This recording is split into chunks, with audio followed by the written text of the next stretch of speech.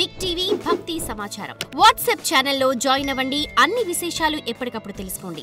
నేను కొంతమందిని చూశాను, దీక్ష తీసుకున్న తర్వాత కింద వచ్చి పంబ నదిలో మాలైపేసి అటు జస్ట్ ఆ పంబా తీరం దాటగానే వాళ్ళు మద్యం సేవిస్తారు.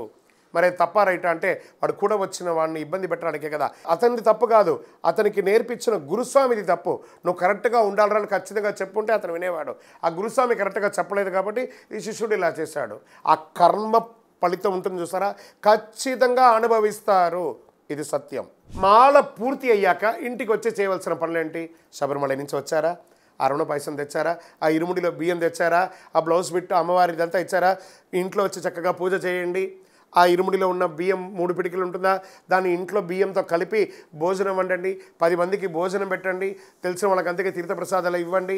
అప్పుడు మీ యొక్క సన్నిధానంలో ఉన్న పీఠాన్ని కదిలించండి, స్వామివారికి నమస్కారం చెప్పి కృతజ్ఞత చెప్పండి. స్వామి మాల వేసుకున్న రోజు నుంచి ఈ రోజు వరకు నాకు ఏ ఇబ్బంది పెట్టకుండా నా దీక్షను చక్కగా నడిపించి మీ దివ్య దర్శనాన్ని కల్పించి నా ఇంటికి తీసుకొచ్చిన నీకు 1000 జన్మల కృతజ్ఞతలు అని చెప్పేసి కృతజ్ఞత చెప్పండి. మీ యొక్క దీక్షకు సహకరించిన ప్రతి ఒక్కరికి కృతజ్ఞత చెప్పండి. మీ గురుస్వామికి ధన్యవాదాలు చెప్పండి. శరణమయ్యప్ప.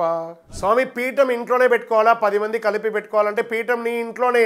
నువ్వు మాల వేసుకున్నది నీ భార్య పిల్లలకు, నీ తల్లిదండ్రులకి, నీ కుటుంబాని కోసమే కానీ 10 మంది గ్రూప్ కోసం కాదు. స్వామి మాది సింగిల్ రూమ్ స్వామి. ఎవరికి లేదా సింగిల్ రూమ్? అందరికీ ఉంది. కనీసం ఒక చిన్న రూమ్ అయినా ప్రతి ఇంట్లో ఉంది. నీ మాల వేసుకొని నువ్వు ఇంట్లోనే ఉండాలి కానీ పీఠంలో ఉండకండి. ఈ పీఠంలో కథలంతా చూస్తున్నాం కదా, నా డ్రాయరు, నా టవలు, నా పంచ, నా బొట్టు, నా కథ, ఇదే తప్ప బాతకానీలు తప్ప వేరే ఏం ఉండదు. తర్వాత మీరు పీఠంలో ఉండడం వల్ల మీ తల్లిదండ్రులకో, మీ పిల్లలకో, మీ కుటుంబంలోనో ఏదైనా అవసరం ఉంటే మీరు ఏమైనా ఇంటికి పోతారు. అలాంటప్పుడు ఇంటికే పోకుండా మీరు సన్యాస దీక్ష తీసుకుంటున్నారా? కాదు కదా, బ్రహ్మచర్య దీక్ష తీసుకుంటున్నారు. చాలామంది చెప్తున్నారు నువ్వు సన్యాసి అయిపోయావయ్యా, నీకు ఇంటికి సంబంధం లేదయ్యా. 2-3 వీడియోలు నేను చూసాను ఏకవచనంతో. What is the mean of that? Ayyappa దీక్ష సన్యాస దీక్షనా? ఇట్ ఈస్ అ బ్రహ్మచర్య దీక్ష. సన్యాసం తీసుకుంటే వాడు ఇంకెందుకు పనికి రాకూడదు, పోయి ఎక్కడో అడవిలో ఉండాలి. స్వామి అయ్యప్ప సన్యాసి కాదు, బ్రహ్మచారి. ముందు ఆ నోరు జారకండి. ఆ వీడియోలు పెట్టేవాళ్ళు 2-3 వీడియోలు చూశాను. నువ్వు సన్యాసి అయిపోయావట. ఎక్కడ ఉంది? శాస్త్రంలో చెప్పబడిందా అయ్యప్ప సన్యాసి అని, ఈ దీక్ష సన్యాస దీక్ష అని? ఇది బ్రహ్మచర్య దీక్ష. ఇంటిల్లి పాలి కలిపి చేయవలసిందే. శరణమయ్యప్ప ఇంట్లోనే చెయ్యాలి, బయట కాదు. శరణమయ్యప్ప. గురుగారు పెద్ద పాదం చేస్తామని నేను అనుకుంటున్నాను, నాతో పాటు ఏమైనా తీసుకొని వెళ్ళాలా, దానికి ఏమైనా ఉపయోగం ఉందా అంటే ఉన్నాయండి. కొంత చిరు స్నాక్స్ తీసుకెళ్ళండి, కొన్ని యాంటీబయాటిక్స్ తీసుకెళ్ళండి, ఒక ఫంగల్ ఇన్ఫెక్షన్స్ అంతా అండర్ ఆర్మ్స్లో ఇబ్బంది కలగకుండా ఉండడానికి కొన్ని క్రీమ్స్ ఉంటాయి, అవి తీసుకెళ్ళండి. యాంకిల్ సాక్స్లు తీసుకెళ్ళండి, ఎందుకంటే కొన్ని చోట ఎక్కువ ఉంటుంది, కొన్ని చోట తక్కువ ఉంటుంది, ఎక్కడం దిగడం ఉంటుంది. అక్కడ కర్రలు అమ్ముతారు, కర్రలు తీసుకోండి అవసరమైతే. అంతేకాని సింపుల్ లగేజ్తో వెళ్ళండి. ఇవన్నీ తీసుకెళ్ళడానికి ఏముండాలి? భక్తి ఉండాలి. భక్తిని ఎక్కువ తీసుకెళ్ళండి, దైవ అనుగ్రహం ఉంటుంది. శరణమయ్యప్ప. గురుగారు పెద్ద పాదం అంటే ఏంటి, చిన్న పాదం అంటే ఏంటి?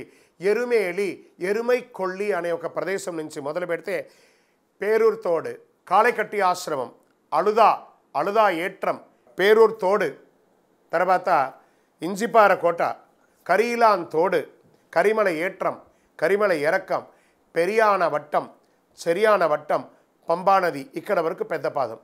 చిన్న పాదం మళ్ళీ అందరూ కామన్. పంబానది స్నానం, పంబా సద్ది, గణపతి, రామ, ఆంజనేయ నమస్కారం, పందలరాజ దర్శనం, నీలిమల ఏట్రం, అప్పాచి మేడు, శబరి పీఠం, శరణ్ గుత్తి, సన్నిధానం, కరుప్పస్వామి, కడతస్వామి, 18 అయ్యప్ప స్వామి, గణపతి, నాగర్, మాళిగేపురత్తమ్మ. ఇది యాత్ర అంటే ఎరిమేల నుంచి శబరిమల వరకు పెద్ద పాదం, చిన్న పాదం అంటే. శరణమయ్యప్ప. 18 మెట్లు, చాలా విశేషమైనటువంటి మెట్లు. స్వామివారు బాణం వేస్తే 5 చోట పడింది. ఆ 5 చోట అచ్చన్ గోవిల్, ఆరింగావు, కుళత్తుపడి, ఎరిమేలి, శబరిమల 5 చోట పడింది. 4 చోట కూడా కిందనే ఉన్నది. శబరిమలలో మాత్రం ఆ యొక్క విశ్వకర్మ పెద్ద ఎత్తులో కట్టేశారు.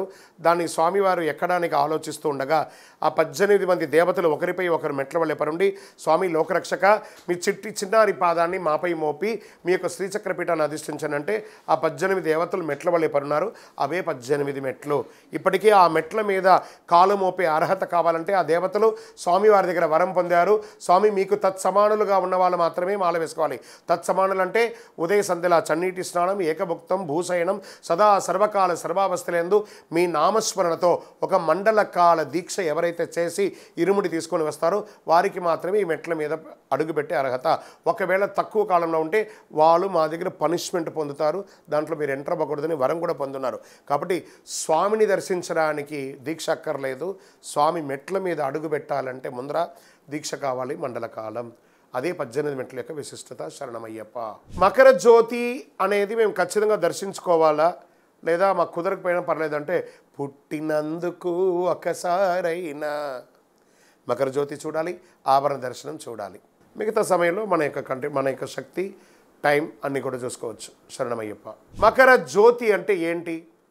స్వామివారికి పందల రాజావారు ఇచ్చినటువంటి ఆభరణాన్ని గరుడ పక్షి పర్యవేక్షిస్తుండగా ఆ రాజవంశీకులు మోసుకువచ్చి స్వామివారికి ఇచ్చి ఆభరణం అయిన తర్వాత అది మకర సంక్రాంతి రోజు సంక్రమణం అవుతుంది.